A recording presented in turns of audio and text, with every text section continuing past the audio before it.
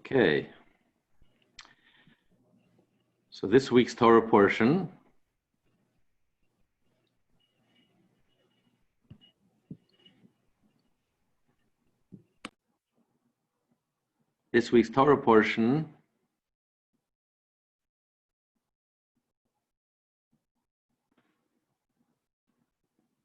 is Korach. It's actually a very fascinating Torah portion. It's named after Korach.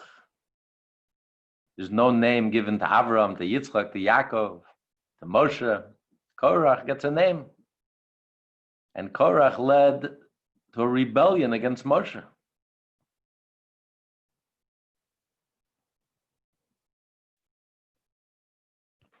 And yet he gets a name, a Torah portion named after him. Korach was Moshe's cousin, first cousin. He was one of the wealthiest Jews that ever lived. The Torah testifies that he was wise, one of the most brilliant Jews that ever lived, and wealthy, and influential, and powerful. And it seems that he was standing up for the honor of the Jewish people. His rebellion against Moshe, his argument was, Lama tisnasu hakal Hashem, why are you superior? Why are you lording over the nation over the Jewish people? Now, the story of Korach happened after the story of the spies. What took so long? If Korach was upset and Moshe skipped over him, he became the leader. Aaron, his brother, became the head priest, high priest. Then he skipped over Korach, which would be the next, the four brothers, the parents of Moshe and the parents of Korach, there were four brothers, Amram, Yitzhar, Hever, and Uziel. So Amram was the oldest. Okay, so his two children, his two sons, became leaders. Fine. Then Yitzhar had Korach. Korach was next in line. So at least he should have become the prince of the tribe of Levi, the entire tribe. He was completely skipped over, overlooked. And Moshe went to the son of the youngest brother, because Hebron only had daughters, had no sons, Uziel, and his son became the prince of the entire tribe of Levi. So Korach was very insulted. At least his wife felt that her husband was insulted. And she instigated and stirred up his jealousy and his whole war and battle against Moshe. And he gathered all the leaders and he gathered a whole group and the entire Jewish people to rebel against Moshe. The question is, this appointment happened months and months ago. Remember, the story of the spies, last week's Torah portion happened Tisha B'Av in the summer, the end of the summer, the 9th of Av. And afterwards came the rebellion of Korach. When was the tabernacle built? 5 months ago, Nisan, when Aaron became the high priest. And then the second month, that's when they counted, and that's when they appointed all the different princes and tribe in charge of the Levites. So why did Korach wait all that time, the entire month of Iyar, Sivan, Tammuz, over three and a half months to start this rebellion against Moshe? So the simple explanation is that Moshe had the highest popularity rating. Moshe, are you kidding? Moshe is the one who took them out of Egypt, split the sea, gave the Torah. You couldn't make a rebellion against Moshe. There were no takers. It was only after the sin of the spies, when the Jewish people were disappointed, that Moshe didn't pray for them. Uncharacteristically, Moshe didn't pray for them, didn't beg for them, didn't plead for them. He agreed that they have to die. The only thing he asked Hashem is it shouldn't be done suddenly, immediately. you should stagger it over 40 years, over the next 39 years. So Moshe's popularity rating was not too high. So Korach felt that Moshe was vulnerable. So he had an opportunity to rebel against Moshe. That's on a very simple level. But on a much deeper level, the argument of Korach begins only after the story of the spies. Before the story of the spies, Korach would never even think of rebelling against Moshe. Because how could he argue Lama Tisnasu Akal Hashem? How could he argue against the leadership of Moshe? There never was anyone like Moshe, there never will be. Moshe is the only human being who went to heaven and back. We all hopefully go to heaven, but we don't come back. He went to heaven and back 3 times. He's shuttling back and forth. There's no one like Moshe. How could you argue against Moshe, the greatest prophet that ever lived, the greatest prophet that will ever live? It'll be even a greater prophet than Mashiach, according to my man. So could you argue against the greatness and the stature of Moshe? It's foolish. Korach, such a wise person, would never even entertain such a wild thought. But it was only after the story, the sin of the spies. Where did the spies go wrong, like we discussed last week? Because they refused to enter into the promised land, which is the world of action. They wanted to remain with their heads in the cloud, living a spiritual life in a cocoon, in a bubble, spiritual bubble. They didn't want to engage and involve themselves with the material. And that was their mistake. Because Hashem wanted, and the whole purpose of the giving of the Torah was that there should be this seamless connection between the Torah and the action. Action is primary, action is paramount. So then Korah said, wait a minute. If action is paramount and action is primary, now this planted the seed of rebellion in Korach's mind. He said, when it comes to action, there's no difference between our action and Moshe's action. If anything, we are the ones who are active. It's the simple Jew who is more active. Moshe has his head in the clouds. Moshe is in heaven. He's heavenly and godly. But if you're telling me that Hashem desires the action, and it's the action that matters most, when it comes to action, we're all equal. On the contrary, the simple Jew is even greater. If it's not the generals that win the war, it's the soldiers that win the war. The feet on the ground, they get the job done. It's the action that matters most, that counts. In Judaism, it's the action. You can have all the meditations in the world. If you don't eat the matzah on Pesach, you do not have the action, you do not celebrate Pesach. If an anti-Semite holds a gun to your head and forces you to eat matzah, you ate the matzah on Pesach, you had to say that. You did the action, you got the deed done. You can have all the best intentions of the world. You missed the plane, you missed your flight. Oh, by a minute, a half a second, you missed the flight. You're not on it. You're not going anywhere. If someone forces you on the plane, you're on the plane, you're there. It's done. The deed is done, you're flying. So now that Moshe demonstrated and they learned this lesson that action is what matters most, Korach had a very big problem. Why is Moshe so aloof and so above and beyond the average Jew? We're all the same. We're all equal.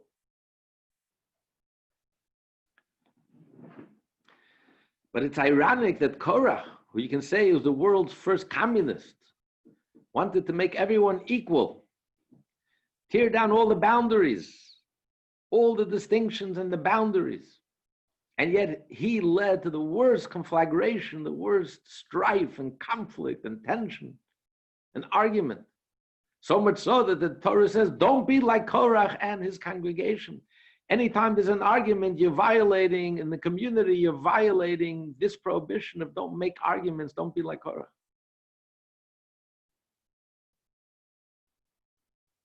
How is it possible? How could Korach be so wrong, so off? Instead of bringing unity, He led to arguments.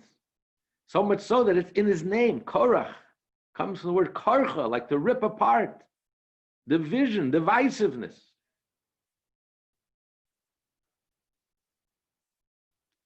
Just like the second day of creation, when Hashem divided the upper waters from the lower waters. The second day of creation introduced the idea of machlokes, idea of separation, conflict.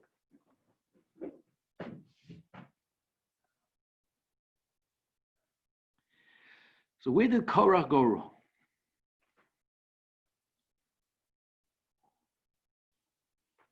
And shouldn't there be unity? Doesn't it sound better? Like a circle. A circle, there's no beginning, there's no middle, there's no end. A circle is a sign of infinity. There shouldn't be any divisions, no hierarchy. What Moshe represents is a hierarchy. Moshe is the head, and then you have the lower organs, and you have the heart, and then you have the legs. It should be like a circle where life is perfect. Like the baby in the mother's womb. The baby is like a ball. It's just it's round like a ball. There's no, the head and the legs are all on the same level. Isn't that a greater level of unity? The animals, the head and the legs are on the same level. Human beings, there's a hierarchy. You walk on your legs and the head is on top.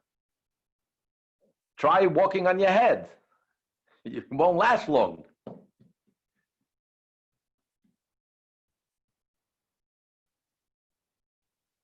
So isn't the circle superior? What's the advantage of having this hierarchy? These differentiations? Like in the human organism, every organ is defined, is uniquely defined, has its boundaries, its limits, its specialties. So what Korach missed is actually that there is a unity, a deeper unity.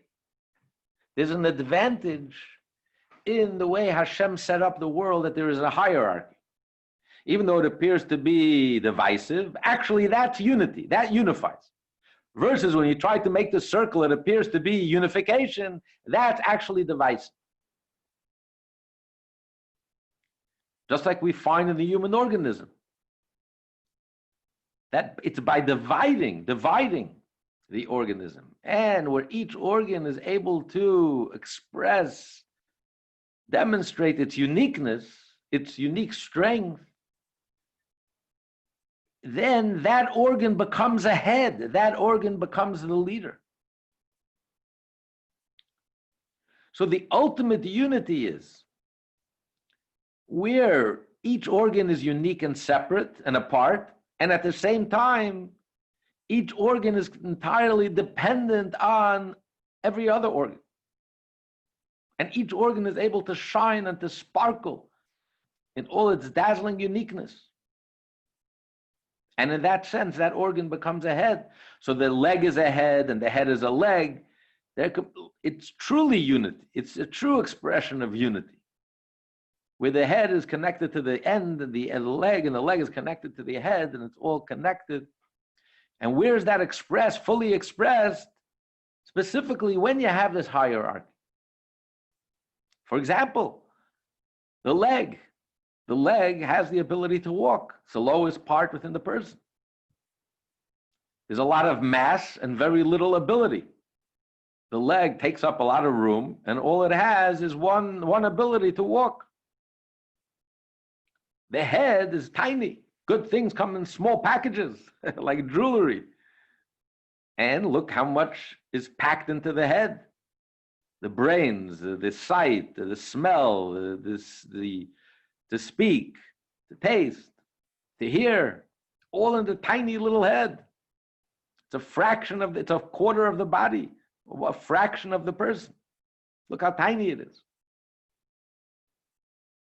The leg, which is huge, has one ability. So it's on the bottom. of this hierarchy. And yet, the leg, in a sense, becomes the head. When the brain wants to think and wants to go to the library to learn and wants to go to shul, it needs a healthy leg to take it there. So the leg becomes the leader and leads the way and carries the rest of the body with it. So the head becomes the leg in a sense. The head is completely, entirely dependent on the ability, the unique ability of the leg. And the same is with each organ. Each organ is unique. Each organ expresses a unique ability of the soul.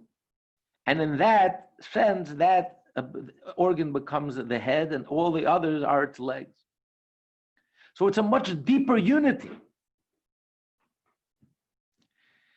When everyone is the same, as in the circle, there is no beginning, there is no middle, there is no end, that's a very superficial unity.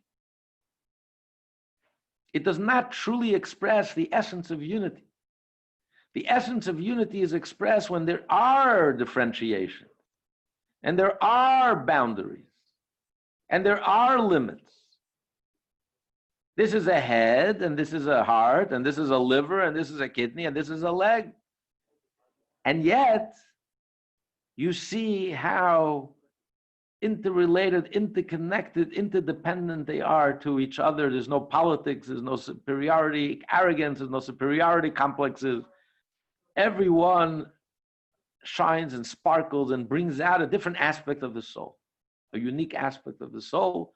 And in that respect, they become the head and all the other organs are its leg. That's the ultimate expression of unity. And that's what Korach misunderstood, and all the communists and the socialists completely misunderstand.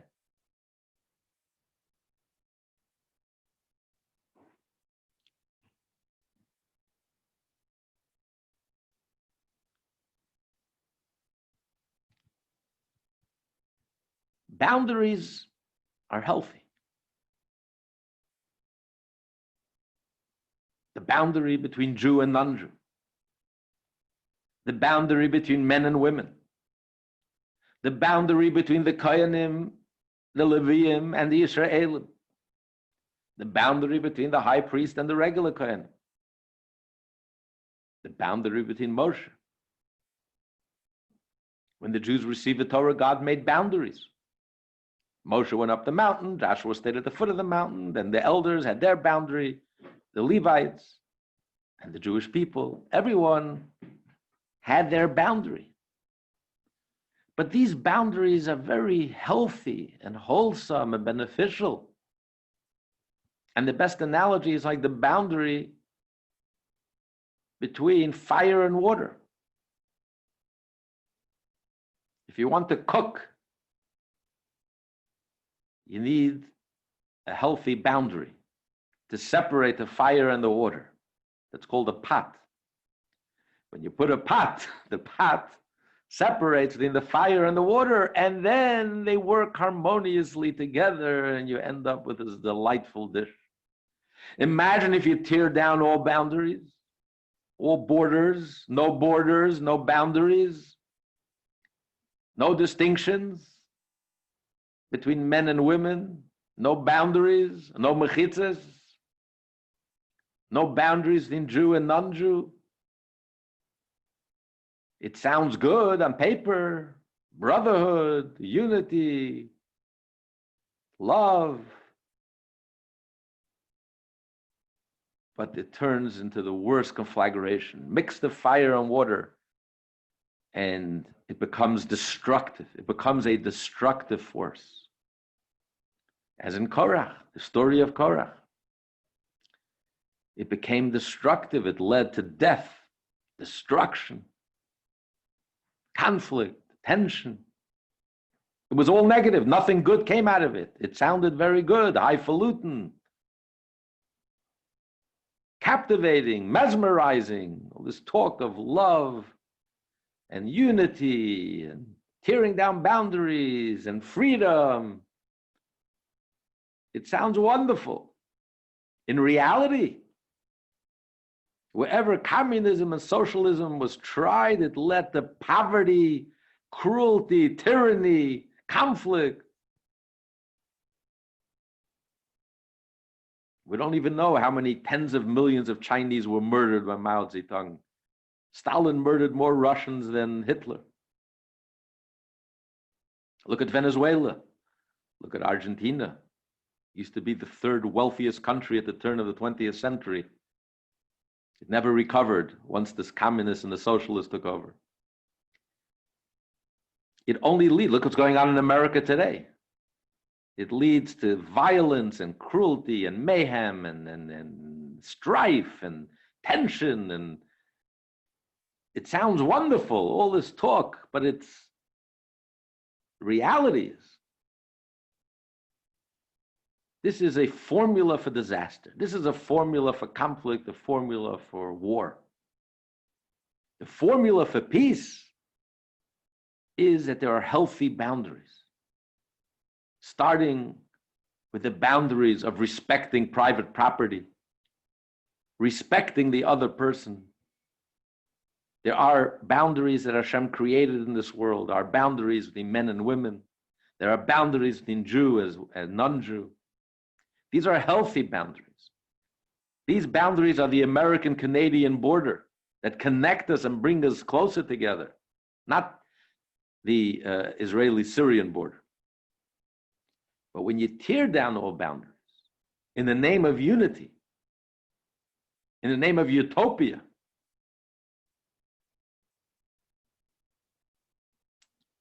it doesn't work.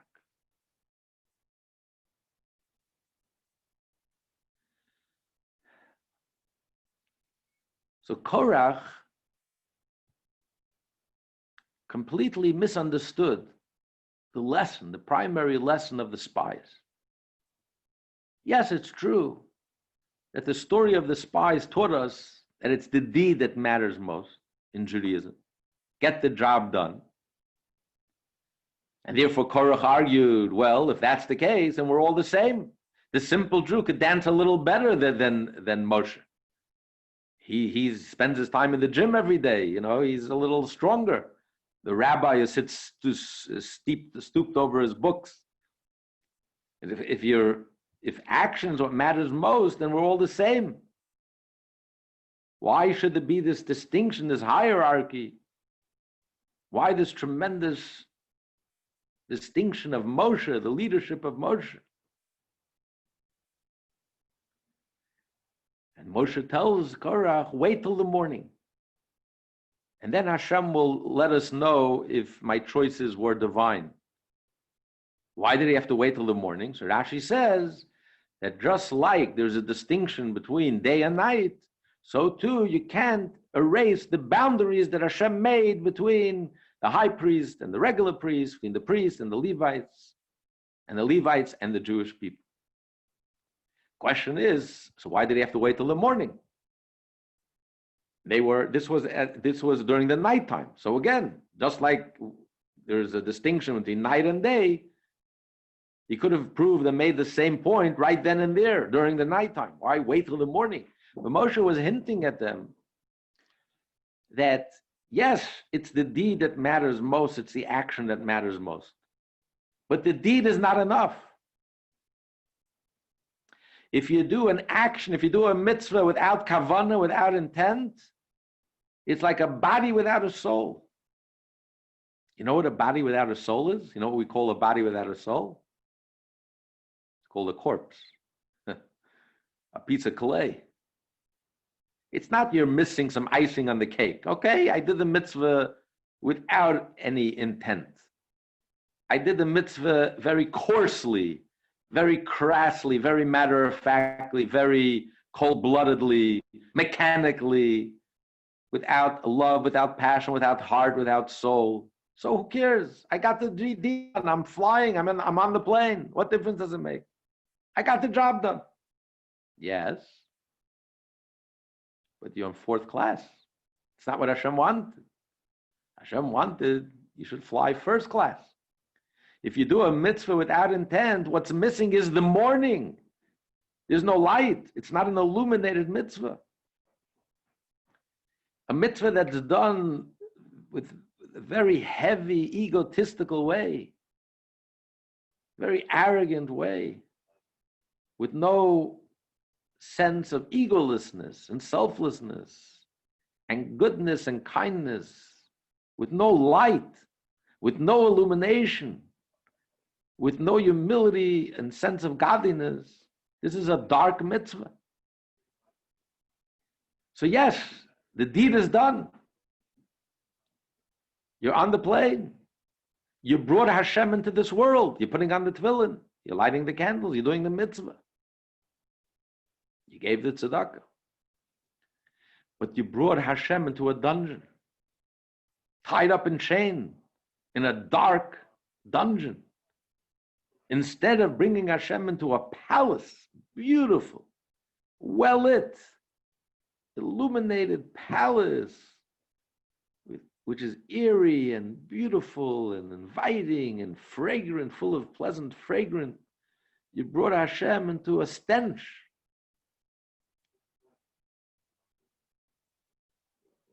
And that's essential.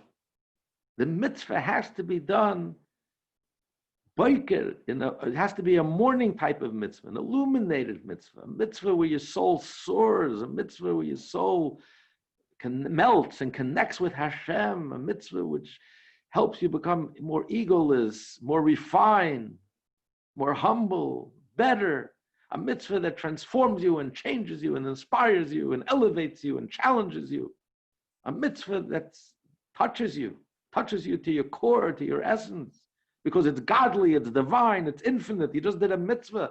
You touched Hashem, you were touched by the divine. You touched Hashem's will. Therefore, Moshe's leadership is critical. Yes, Moshe, whose head is in the cloud, Moshe who's in heaven. When he does a mitzvah, that mitzvah is lit up. That mitzvah is brilliant. That mitzvah shines and sparkles. That's the mitzvah that Hashem wants. That's the mitzvah that Hashem desires. Yes, it's the soldiers that win the war, and it's the action and it's the deed that matters most. But what type of deed? It's a deed that's illuminated. And that's why the simple Jew, the leg, has to be connected to the head. The leg has to yearn. The leg shouldn't be smug and self-content and self-satisfied and arrogant. The leg should feel humble. Why am I a leg? I would rather be a head. I would rather be more spiritual. And the leg learns from the head and is connected to the head and is attached to the head. Then and only then can the leg truly function. And that's all hinted in the letters of the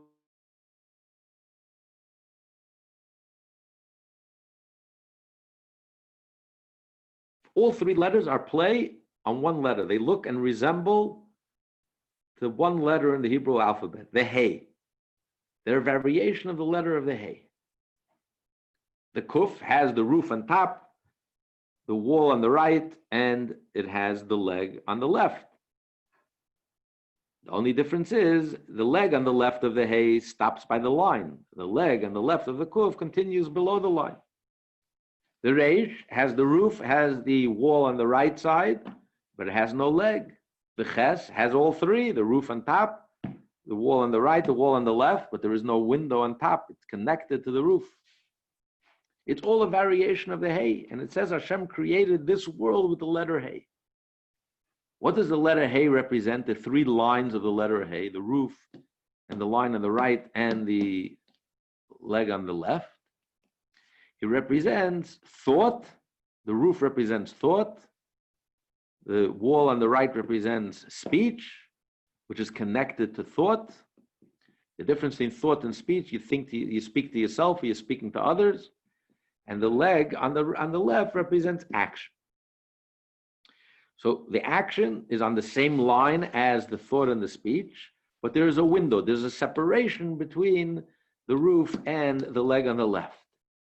That represents action, the world of action. The one who's immersed in the world of action. 6 days a week he should work. The one who's in the field, in his dungarees, and is working and engaged in the material world, Yes, most of his life is engaged in his career, most of his adult life to earn a living and pursue of his career, but that's not where his heart is at. There's a gap, there's a yearning, there's a window, there's an opening. He would love to have 6 days a week Shabbos, a 1 day a week work. But he understands this is his mission, this is what God wanted. But he yearns, he looks up to the Jew who's immersed, totally immersed in spirituality and godliness. That's his head. That's what he's connected to. That's what he aspires to. That's what he yearns for. That's what he looks up to. He's the leg on the bottom and he's looking up to the head. There's a window, there's a yearning, there's an opening. And that's what keeps him connected. Then he's alive. It's like the act of breathing, the very act of life itself. You breathe in and you breathe out. It's back and forth. You're yearning and then you return. You're yearning and you return. You would rather, like yearning, we keep Shabbos and then we go back to the 6 days of the week you work. And you keep Shabbos, total immersion in holiness, and then you go back. And every day, that's what you aspire to. That's your life. That's what you look forward to. That's the highlight of your day, the highlight of your week, the few minutes that you learn Torah every day. When you pray every day, that's your miniature Shabbos. The Jews totally immersed in learning and davening. The tribe of Levi, the Kohen, the high priest, that's what you're connected to. That's what you yearn for. That's what you aspire to. Then that keeps you alive, it keeps you grounded, it keeps you real, it keeps you connected, and then your actions are illuminated and you're able to accomplish and fulfill your mission of bringing godliness down into this world. But then you have the distortion of the hay, the 3 distortions represented by the 3 letters in the word Korach. You have the Kuf, the first letter, where the letter to the left extends beneath the line. With the person who's the man of action becomes smug and content and coarse and crass and satisfied with himself, and he becomes so prominent, such a huge leg until it goes beneath the line. He crosses all the boundaries. He makes himself into the leader, not realizing that he's just the leg. The leg should be on the bottom. The leg has to realize and feel its lowliness. Only when the leg feels its lowliness and has that humility, only then could the leg be a true leg and the leg carry the head and the leg fulfill its divine mission. When the leg becomes so huge and large and prominent and egotistical, and it thinks that it's the leader because we're living in the world of action,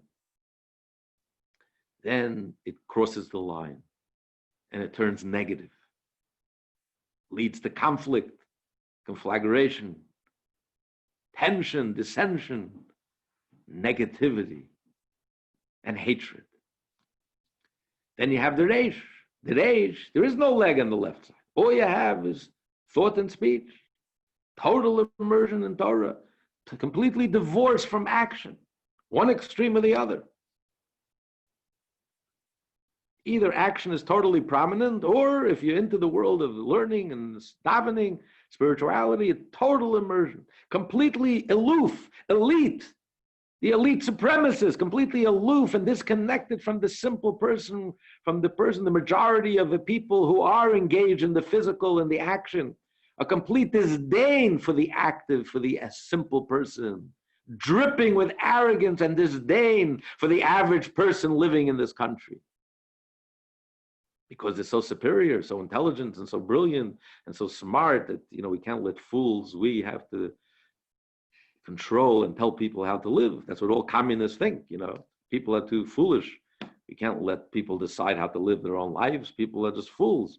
We, the smart ones, we are going to run your life for you because we are so superior and we're so brilliant. And if you have any doubt how brilliant they are, they'll be the first to tell you, and we'll be the ones who are going to control you and run every aspect of your life. The Reish, there is no left. The left doesn't exist. The left, the leg. All there is the thought and speech, completely superior, disconnected, aloof, elite, completely disconnected from real people living real lives in the real world. That's another variation, a distortion of the hay, which is the divine intent in creation. Then you have the ches. The ches is a person who has the action, but there's no discontent. He considers himself an equal to the mystic and to the scholar and to the rabbi. That's important, and I'm also just as important. It's like the animal where the head and the leg are all on the same level. There's no looking up. There's no window. There's no opening. And that defeats the whole purpose. A boiker, Hashem wanted that it should be morning. It should be illuminated. Our Judaism should be illuminated. It's very deeply personal. It's very deeply subjective. It's very personal. Our mitzvot have to be done with egolessness, with refinement. Forget about yourself. Stop thinking about yourself. Think about Hashem. It has to be loving. The mitzvot should be soulful, joyful, filled with passion, with vitality, with excitement, with life, with humility. Every mitzvah which is divine should make you more humble, should transform you, make you a better person, a kinder person, a more gentle person, a more genuine person, a more authentic person. Versus the ches is a closed box. There's no opening. Total arrogance, total smugness, foolish self-satisfaction. No yearning, no sense of restlessness, no sense of personal inadequacy, no sense of any personal lack, that there's so much room to grow and to strive. You know, spirituality is the exact opposite of the material. In the material world, one of the greatest qualities a person should cultivate is, as it says in Ethics of Our Fathers, this week's Ethics of Our Fathers is who is rich? Whoever is happy with his lot. You know, the person who had no shoes complained until he met the person with no legs. A person should be satisfied with your lot. We have everything that we need in life, and we're content. We're not jealous. We're not overlooking our shoulder, looking what the other person has and feeling miserable because he has more. He has 5 cars and I only have 4 cars. So my life is suddenly miserable. Instead of counting the blessings and being satisfied and content with all the blessings that Hashem has showered us, we're the wealthiest generation that has ever lived in human history. Instead of counting our blessings and thanking Hashem every day for the incredible blessings, to live the life that every one of us lives today, 200 years ago, you would have to have 250 servants. And today, at the snap of a finger, everything is available today. King Solomon couldn't even dream of the luxuries that's available to each and every one of us today. Instead of thanking Hashem and being grateful for all these tremendous blessings. So who is a wealthy person? Who's truly wealthy? The one who's happy, who's satisfied, who's content. But that same quality, when it comes to spirituality, that same quality could be deadly. A person who's smug and content and satisfied with himself.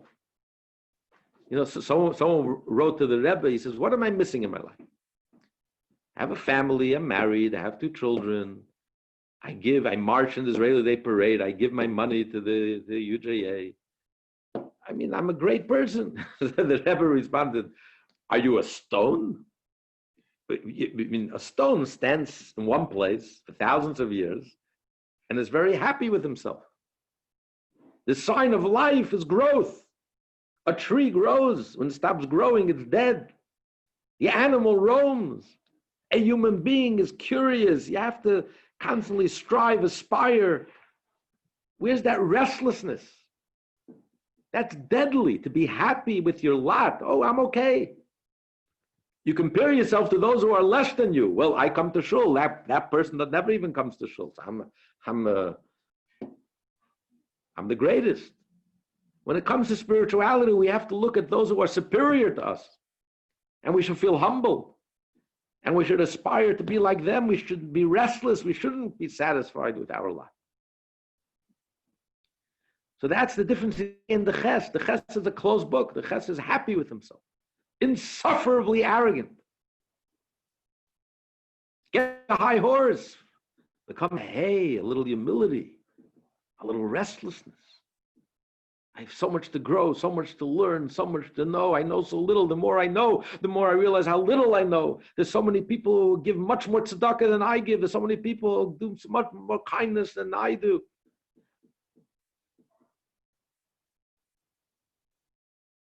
That's what the hay represents. And with that attitude, where there's no ego, and the leg looks up to the head and feels connected to the head, and then the leg leads the head, and the leg inspires the head.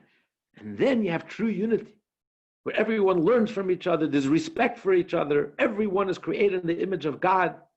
The simplest organ, the lowest organ, is created in the image of God, is also part and in a way is superior and unique. And there's absolutely no, in a genuine sense, it's when you have that hierarchy, that expresses the reality that there is no hierarchy, that everything is infinite and everything is an expression of Hashem who's infinite, and every aspect of creation brings out another aspect of Hashem. That's what leads to genuine unity and genuine love. And that's the sign if something is genuine or not. If what was going on now was genuine, was coming from a genuine place, from a good place, from a godly place, we would have seen the greatest outbreak of goodness, a dazzling outbreak of goodness and kindness. America would come together, like after 9/11, or at the beginning of this coronavirus, would come together with an incredible outbreak of love and unity and kindness and goodness. Instead, what we're seeing today, the violence, the hatred, the out of control crime, the viciousness, the accusations against millions and millions of good people, the cancellations, the ruining and destroying of people's lives and reputations, tearing down of statues. You know that whatever is going on today is 100% evil. There's not a single good thing about anything that's happening right now. It may be couched in very fancy language and unity and love. Well, the summer of love didn't even last a day. Murder, mayhem. Communism sounded wonderful. Millions of Jews were caught up and attracted by it and gave their life for it before they were killed by these same communists. Don't look at the superficial. Don't be taken in by superficial sentiments, superficial language. Look at Korach. It sounded wonderful, and it led to tragedy, to disaster. What's happening today is tearing the country apart. It's tearing America apart. It's destroying America. This is how you know that this is rotten to the core. You can't camouflage with fancy and nice language. This has nothing to do with anything genuine. This has nothing to do with anything authentic. This has nothing to do with anything godly, good, kind, just. You see the results, the complete breakdown of civilization, of society. When you have healthy boundaries, then you have genuine unity. When you have healthy borders, then you have healthy unity, genuine unity. When there's morality, and there's law, and there's order, yes, there are boundaries, there's law and order. That's called boundaries. There's nothing in the world that can justify a single crime. This should have been nipped in the bud day one. They should have arrested the first person, the second person, the third person. This would have stopped immediately. Law and order is called boundaries. We live in boundaries, and these boundaries are healthy, and these boundaries are critical. And when you have boundaries, that's when you have peace. That's when you have unity. That's when you have goodness and kindness that can flourish, and unity. Not whatever is going on right now. And it's time that good people speak up. The silent majority is shamefully so intimidated by these thugs, bums, murderers, lowlifes. It's just shocking.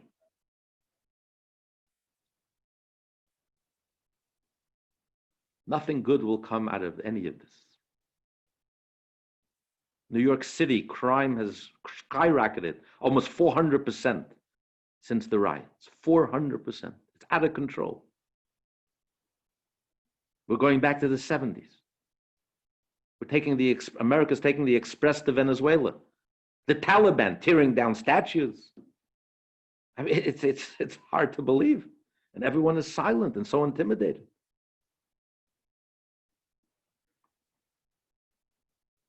We have to go beyond the facade. You have to look at the soul. Korach sounded good on paper. But look at the soul. Look at the consequences. It led to the worst conflagration, the worst conflict, the worst tension, the worst argument, the worst divisions.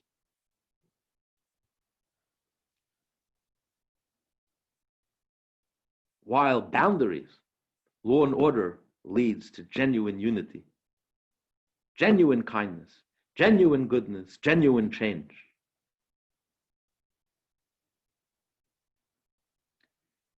And there was fire, and the earth opened up. We're not just reading the Torah, we're living with the Torah. Like the Torah portion is ripped out of today's headlines. We are living through it right now. And the Torah is our eternal guide and teaches us to be able to distinguish right from wrong, the superficial from the reality, the genuine from the false. So just a reminder that this Thursday we're going to have a grand Farbrengen, a virtual Farbrengen. It's a 26 yard side of the Rebbe, so 7:30.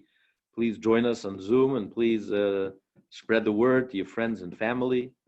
We'll celebrate the Rebbe's life, what real leadership is. Where do you have leadership when you need it?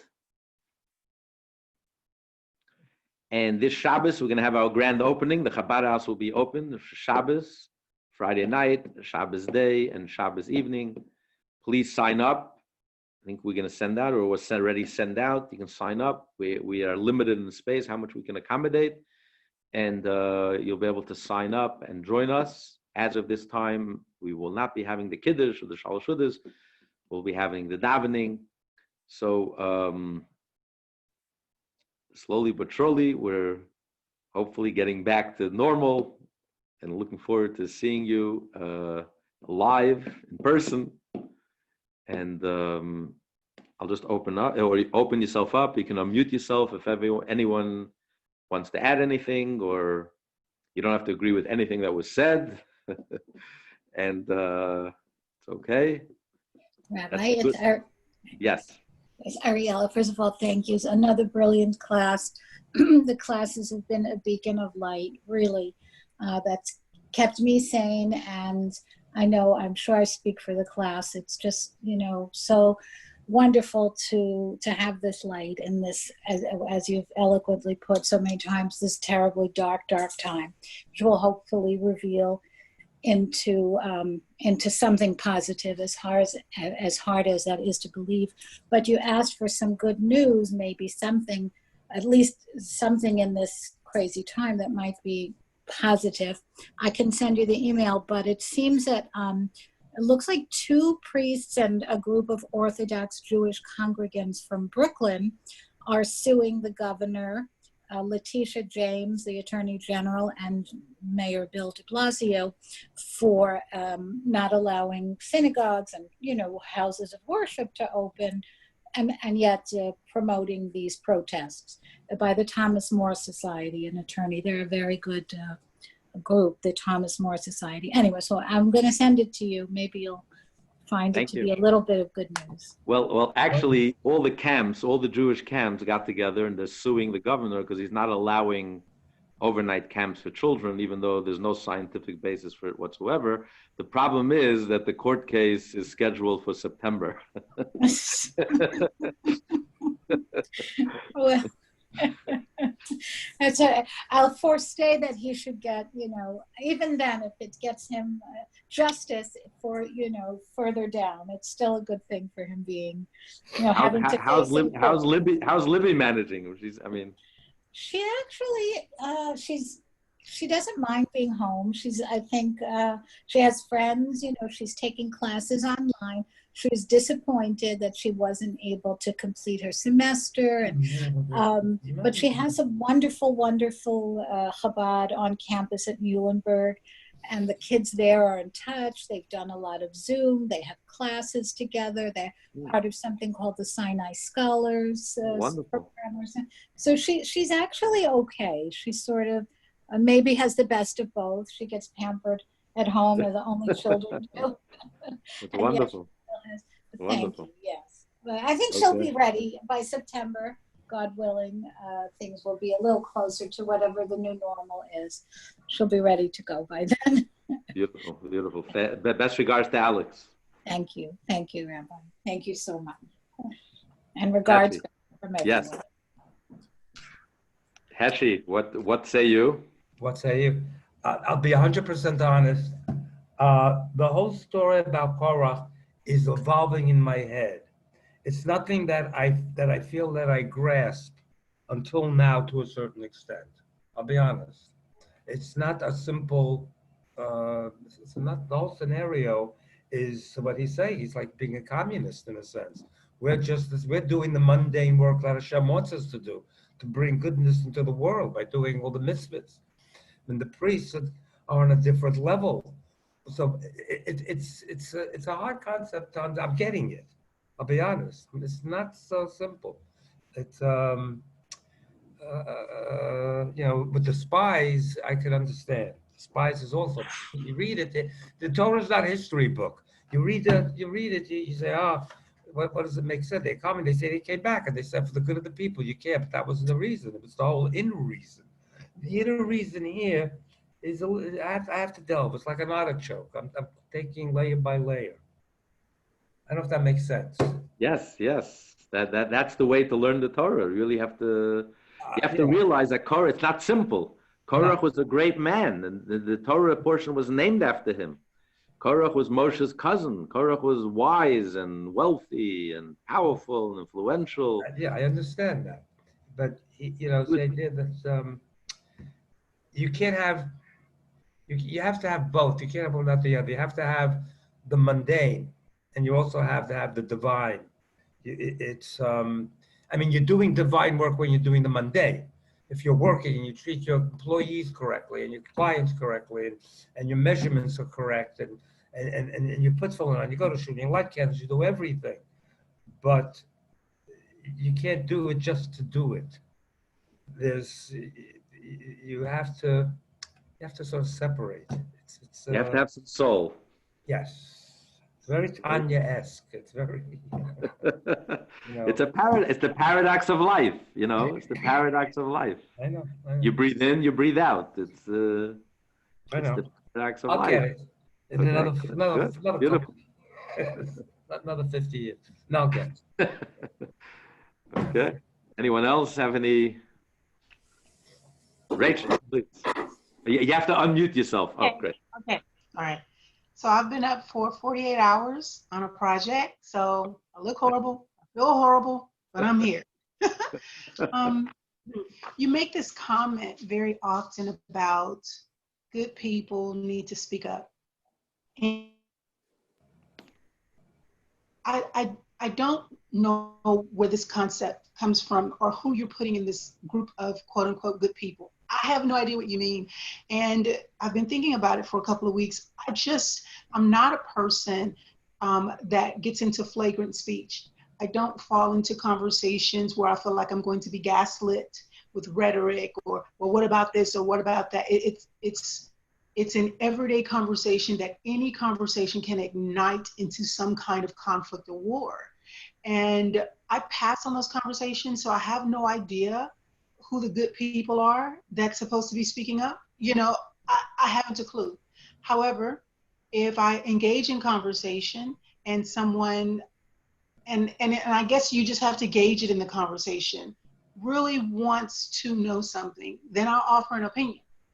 But it seems to be a moment in society where everything that was foundational in truth seems to be turned upside down, and now it's not. Information goes so fast. My doctorate is in technology, and I can't keep up with the amount of information that comes and goes and changes and does this and does that.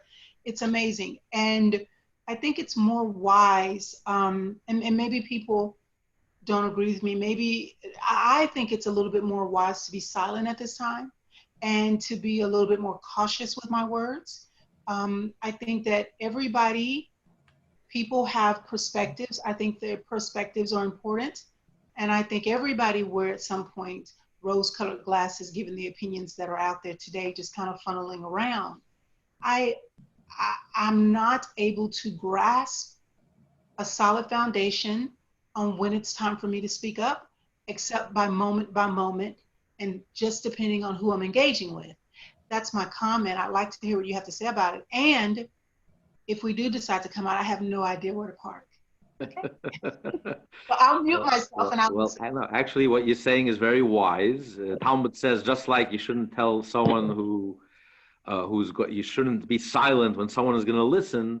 If you're speaking to someone who is closed-minded, is not going to hear what you say, there's no point in speaking. Some families are just better to keep quiet because it's just going to lead, to strife and conflict. Family gatherings today, you can only talk about the weather. Some families, you can't even talk about anything real because, but that's unfortunate, but that's the reality. However, a person should never allow himself to be intimidated. People are being forced to say things. When someone is being bullied, you have to stand up to the bully. When the bully just sits there and everyone just starts kneeling and surrendering and genuflecting, no, that's not healthy. If you're being bullied, you have to stand for your dignity and you have to stand up. If someone is bullying you, you have to say it like it is and be strong and be tough. Now, the truth is, it's really the people of influence, a person who has influence. This one could write, this one could speak, this one, if you're a person of influence, they have to speak up. I mean, it's very shocking that, take for example, the Republican Party is very quiet. I mean, we know that most of Americans are horrified by what's going on, the lawlessness and the total breakdown of law and order, and the first and primary and only role of a government really is to protect its citizens. And the moment the government stops protecting its citizens, it's no longer a legitimate government. And everyone is disgusted and everyone is in shock, and there's nobody representing them. There's nobody. The media forget about, with a few exceptions. And those with power, those who were elected, were supposed to be, have a base of power, are not saying anything. I mean, statues are being torn down. I mean, this is Taliban type of stuff. Tearing down Teddy Roosevelt, one of the best presidents America ever had. What can you have against Teddy Roosevelt? Washington, I mean, Lincoln, I mean, and everyone is quiet, intimidated. Nobody is speaking up. We're the governors, the mayors, the senators, the Republicans, the House, the Speaker. I don't care. Not only Republicans, everyone should be outraged. Republican, Democrat. This is not a Republican, Democrat issue. It's not a political issue. But the silence, the total silence, it's just deafening. It's just shocking. Everyone is afraid. Everyone is intimidated by a bunch of bums and hooligans and criminals and communists and a racist organization, an anti-Semitic organization, a hateful organization. And everyone is intimidated. They've extorted over $1 billion. Everyone is busy genuflecting and writing checks by this, and it's just, everyone is just bullied and intimidated. And that's very hard to take. What happened to the American spirit? What happened to independence? What happened to what founded this country is we were refused to be bullied and intimidated by the monarch. Here, everyone is being bullied and intimidated by a bunch of thugs, and everyone is silent. Where are all the power centers? No one is saying anything. It's just, that's more shocking than anything. Where's the spirit? What happened to the spirit, the nonconformity? America was a nonconformist nation. It had a spirit. Where's the spirit of rebellion, to rebel and fight for goodness, for truth? That's what's lacking. Now, it doesn't mean you have to get into it, because today, anything you say, everyone is insulted. You know, everyone is insulted by, you can't say anything because everyone is insulted by, you know, so there's no mitzvah to go and speak to someone who's lost his mind and someone who's insane and someone who, no matter what you say, there's no rhyme, there's no reason, everyone feels insulted. But if you feel bullied and you feel intimidated, you have to stand up and stand up strongly and fight fire with fire. Because chutzpah, all they have going for them is chutzpah. They are doing and saying the most outrageous thing in the world. They fund the police, it's outrageous. But they say it with such chutzpah, everyone is quiet, everyone becomes intimidated. Why don't we have the chutzpah to stand up for truth? We have to use a little of that chutzpah, fight fire with fire. If someone is bullying other people, if you see someone bullying other people, if you feel bullied, don't walk away, don't be intimidated. You should stand up. Doesn't mean you have to go seeking it out and looking for it, but anyone who can have any influence, if someone could write, if someone has any leadership or any influence, any power base, anything, they have to have the responsibility to lead, to speak up. You have to have a little courage. I mean, this country was founded on courage. And there's very, very little courage to be found, very sorely lacking. Rabbi? Yes. I was fascinated by this parsha, and it's very deep and multi-layered, and I have to absorb it also. I'm not going to say too much about that. But the times that we're living in right now, we have another layer of this coronavirus, and I think on top of all these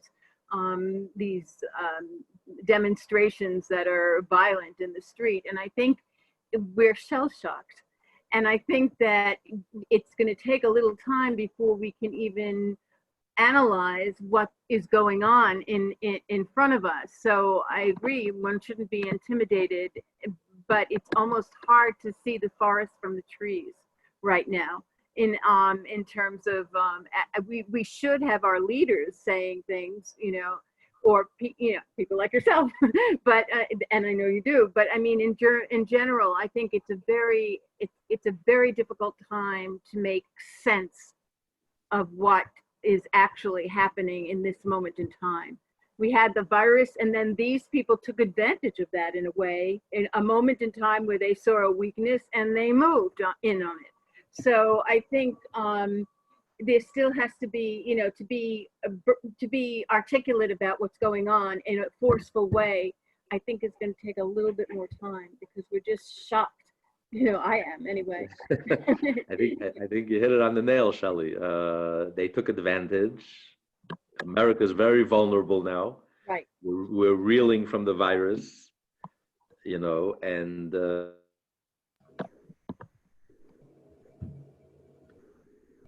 He froze. Unfreeze, Rabbi. Things will get better because we're going back to school. this was a perfect outlet for all that energy, a very negative outlet. But yes, you're right. You're right. It's one thing after the other. It's hard to absorb. These are all events that happen once in a lifetime, or not even once in 100 years. I mean, America, we never had a pandemic, never. The whole world should shut down. It never happened in world history. And America tearing down statues to fund the police. I mean, this never happened in our history. It's like one shock. You're right, one shock after.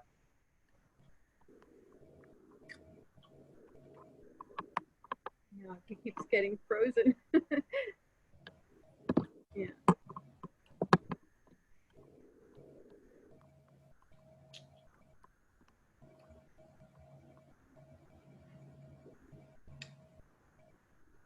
You think he'll come back?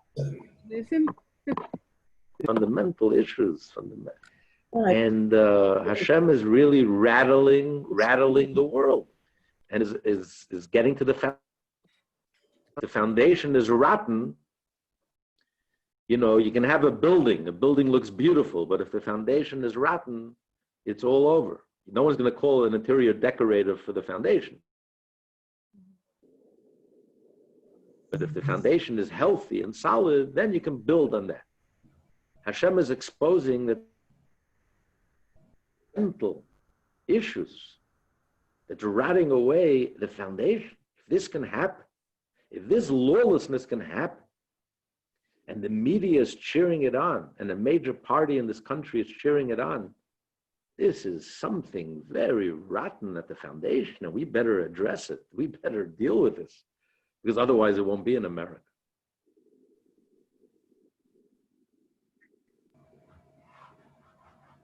I mean, this is serious stuff. This is not a joke. Korach challenged Moshe. He challenged the whole underlying premise of Judaism. And that's why it had to be nipped in the bud. Moshe, as humble as he was, Moshe was decisive. He nipped it in the bud. Because if this can't let this continue, otherwise it'll eat away at the whole foundation. There won't be any Judaism. Our country is at a crossroad now. We are facing that. We are facing such a fundamental issue now. We're talking about the very essence. Are we a civilized society or are we not a civilized society? Are we going to be led by a bunch of communists?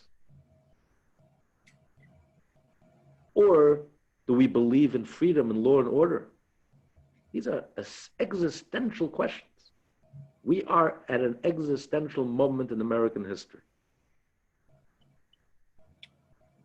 We have to realize what's at stake. We have to realize how serious this is. It's not a joke.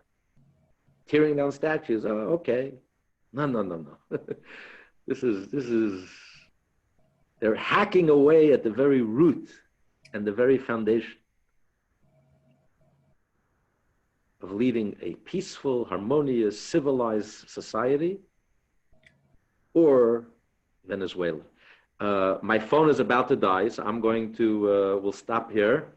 Everyone, good chodesh, have a beautiful evening, and hopefully we'll see you on Thursday, and hopefully we'll see some of you Shabbos. So all the best. Take care. Thank you. Thank you, Rabbi. Thank you. Bye, everybody. Be safe. Thank you. Bye-bye.